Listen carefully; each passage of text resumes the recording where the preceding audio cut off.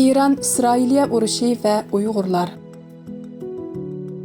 İsrailiya Iranning yadro qurolga ega bo'lishi yoki atom bomba yasashining oldini olish va Ironda hokimiyat almashtirish maqsadida 2025-yili 6-oyning 13-kuni ushtumtut Ironga hujum boshlagan.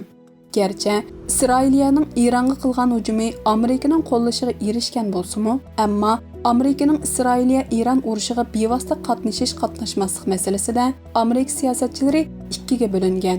Bir qism siyosatchilar Amerikaning Iron-Isroiliya urushiga bevosita qatnashib, Ironning yadro quroli yasash ehtimolligini tamoman yo'q qilish tarafdori bo'lsa, yana bir qism siyosatchilar Amerikaning Iron-Isroiliya urushiga bevosita qatnashish Amerikaning tub manfaatiga ziyonli ekanligini o'ttirg'a qo'yib, Amerikaning bu urushga bevosita qatnashishiga qarshi turmoqda. Amerika prezidenti Trump Amerikaning Ironga qarshi hujumi faqatla havo orqali bo'lganligini, quruqlik orqali askar kirgizmaydiganligini ta'kidlamoqda. Undaqda, bu urushning Uyg'urlarga ta'siri bo'lamdi? Agar ta'siri bo'lsa, qanday ta'siri bo'ladi? Amerika Iron-Isroiliya urushiga bevosita qatnashsa, qanday oqibat kelib chiqishi mumkin? İsrailiya Amerikaning O'rta Sharqdagi iqtisodiy, strategik va harbiy taraflardagi eng yaqin ittifoqdosh davlati.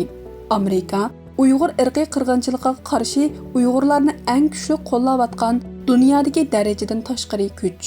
İsrailiya Uyg'ur masalasida Amerika bilan asosan bir safda.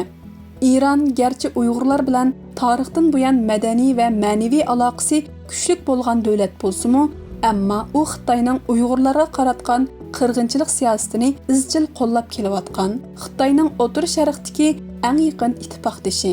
Iron Xitoyning bir yo'l, bir balvoq projektida muhim rol o'ynaydigan va Xitoyning kelgusi taraqqiyoti uchun energiya ta'minlaydigan muhim davlat. İsrailiyaning maqsadi Amerikaning kuchiga tayinib, Falastin masalasini tubdan hal qilib, faqat O'rta Sharqda rayonlik darajadan tashqari kuchga aylanish.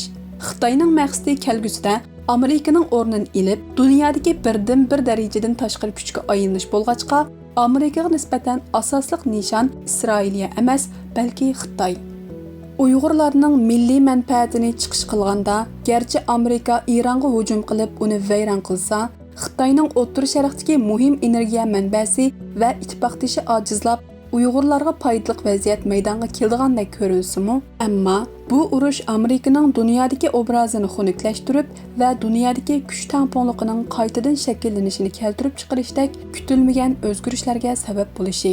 Shu sababdan Amerikaning Iron-Isroiliya urushiga bevosita qatnashishi uzun muddatli nuqtadan Uyg'urlarga ziyon elib kelishi mumkin. Bu masala ustida yanada ilgirlagan holda analiz yurgizishdan burun Isroiliya, Iron va Amerikaning tashqi siyosati bilan munosabatlik ba'zi paketlarni ko'rib chiqaylik.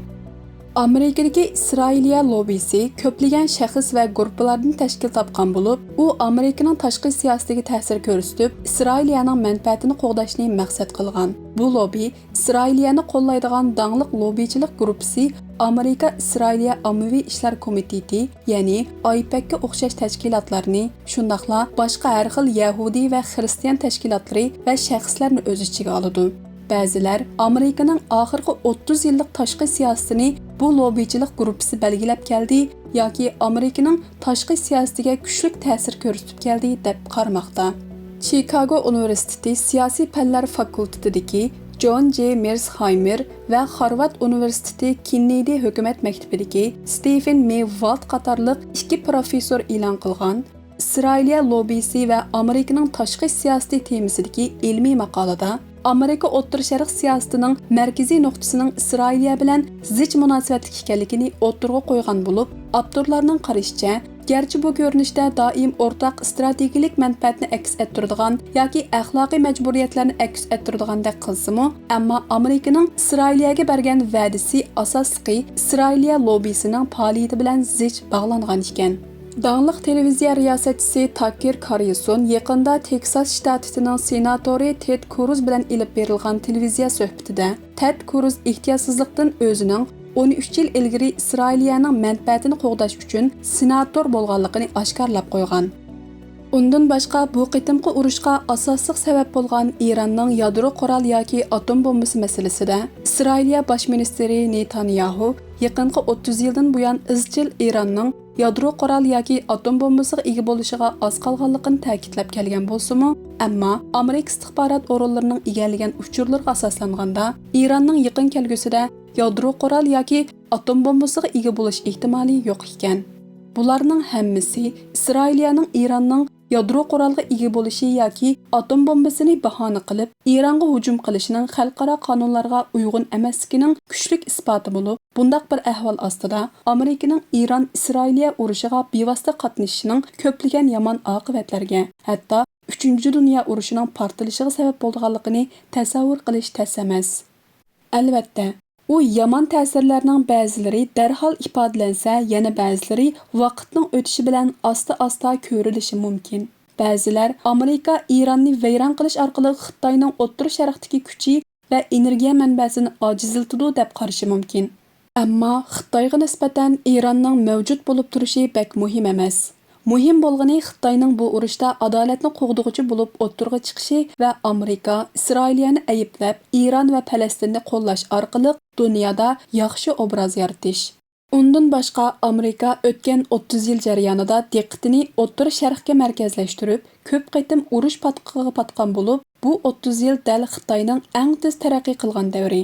Agar bu qitim Amerika Iron-Isroiliya urushiga umumyuzlik kirib, urush patqiga petib qolsa, bu Xitoyning taraqqiyoti uchun tepilg'isiz bir fursat bo'ladi.